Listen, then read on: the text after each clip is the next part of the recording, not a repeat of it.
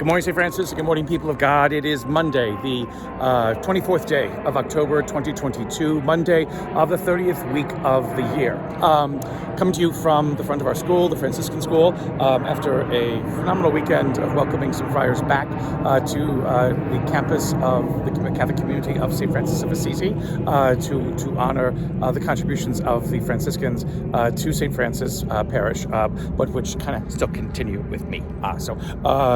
It was a wonderful weekend to be together with my brothers back in this place that we have made a great impact upon. So on today's readings, Ephesians continues, Paul giving a wonderful recommendation, admonition, counsel to the people of Ephesus in Greece, and that is to be kind to each other and to be compassionate for each other. That is what marks a believer out from the rest of the world. And again, the fact that Paul has to say that means that in his time, as in our own time today, kindness and compassion were perhaps in short supply.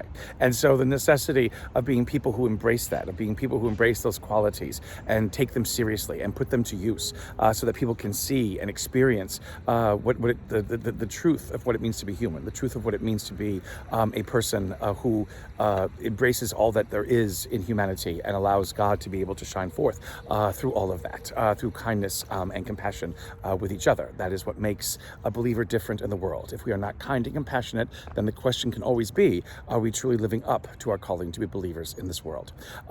In Luke's gospel, Jesus cures a woman who has been bent over with some kind of scoliosis. I think that's it. That's not the liver thing. The thing in the back. That her back has caused her spine has gone out of whack, and she is just bent over and has been that way, I think, for 18 years, it says, or something like that. And Jesus basically straightens her up.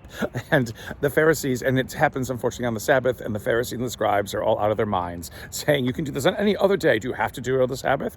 And Jesus kind of just rails back at them. It's like, why would you stop something good from happening? And he uses that example. You untie your ox and your donkeys and whatever it is, and you take them out to water because they can't feed themselves. You have to feed them even on the Sabbath, which is doing work.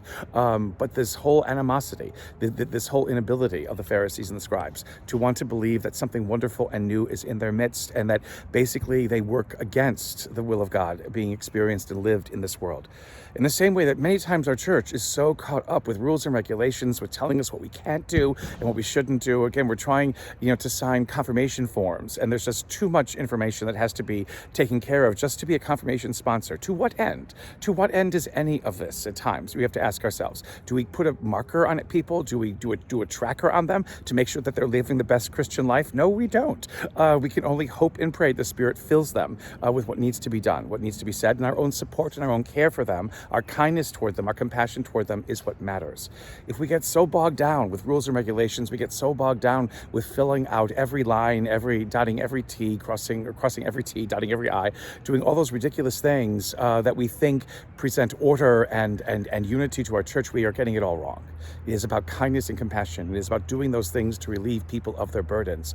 Jesus does this to this woman who has been bent over for 18 years with this back injury, and the scribes and Pharisees take offense at this, but Jesus rails back at them, and this woman goes home with joy and a new sense of herself and the ability to stand up straight, and the crowd rejoices.